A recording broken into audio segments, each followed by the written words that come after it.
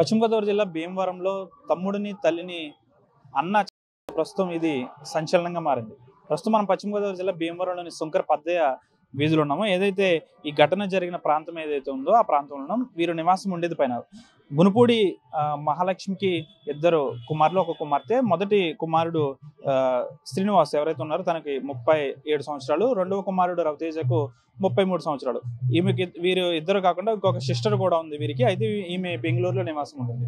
అయితే గత కొంతకాలంగా శ్రీనివాస్ ఎవరైతే ఉన్నాడో తనకు మానసిక స్థితి సరిగా లేదని అయితే పోలీసులు ప్రాథమికంగా దర్యాప్తు అయితే చేపట్టారు. అయితే ఈ రోజు తెల్లవారుజామున శంకర పద్దయ్య వీధిలో నివాసం ఉంటున్న వీరు ఎవరైతే మహాలక్ష్మి తల్లితో పాటు కుమారులు ఎవరైతే ఉన్నారో శ్రీనివాస్, రవితేజలు, పెద్ద కుమారుడు శ్రీనివాసు ఈ రోజు ఉదయం తెల్లవారుజామున 3 నుంచి 4 గంటల ప్రాంతంలో చాకుతో తల్లి మహాలక్ష్మిని మరియు తమ్ముడు ఎవరైతే ఉన్నారో రవితేజను అత్యంత కిరాతకంగా, అంతేకాకుండా చంపిన తర్వాత తాను స్వయంగా 112 నెంబర్కి ఫోన్ చేసి తనకు తానుగానే లొంగిపోయాడు. అయితే ఈ విషయం పోలీస్ కంట్రోల్ రూమ్కు చేరుకోవడంతో వెంటనే ఈ సంఘటన ప్రాంతానికి జిల్లా ఎస్పీ అద్నం నయీం అస్మి చేరుకుని నిందితుడిని అదుపులోకి తీసుకున్నారు. ప్రస్తుతం నిందితుడు శ్రీనివాస్ ఎవరైతే ఉన్నారో తాను పోలీసుల అదుపులో ఉన్నారు. అయితే దీనికి సంబంధించి ప్రాథమికంగా పెద్ద కుమారుడు శ్రీనివాస్కు మతిస్థిమితం లేనట్లయితే మనకు తెలుస్తుంది. ఈ విధంగా మతిస్థిమితం లేని కారణంగానే ఈ విధంగా చేశాడా, లేకపోతే మరే ఇతర కారణాలు ఉన్నాయి అనేది అయితే తెలియాల్సింది. ప్రస్తుతం మనం చూపిస్తున్న ఈ ఇల్లు ఏదైతే ఉందో ఇది పూర్తిగా కూడా వారిదే అని చెప్పొచ్చు. కింద రెంటలు, పక్కనున్న కొన్ని షాపు కూడా వీరు అద్దెకు ఇచ్చారు.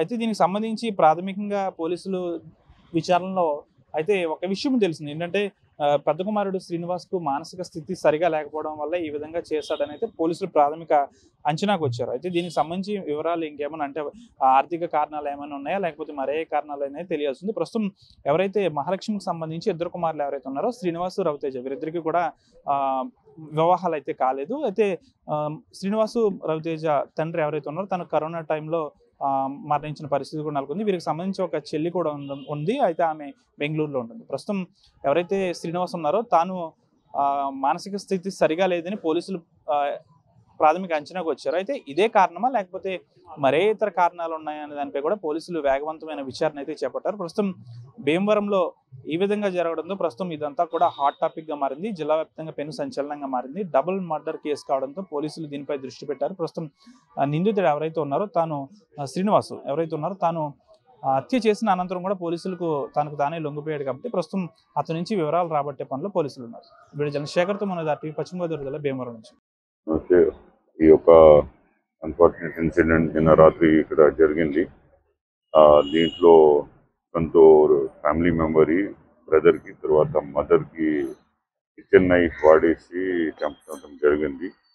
దాదాపు నైట్ బిట్వీన్ 1 to 3 ఇన్సిడెంట్ జరిగాయి. తర్వాత ఎర్లీ మార్నింగ్ 4:30 అక్యూజ్డ్ మన పోలీస్ స్టేషన్కు కాల్ చేసి అట్లాగే నేను చేశాము, ఇక్కడ రావాలి. ఇమీడియట్లీ మన సిఐ గారు టీంతో పాటు వచ్చారు. ఇక్కడ చూస్తే అక్యూజ్కి మెంటల్ కండిషన్ ప్రిలిమినరీగా కొంచెం సరిగా లేదు. వాళ్ళు అది చెక్ చేస్తున్నారు అయితే సరిగా ఉందా లేదా.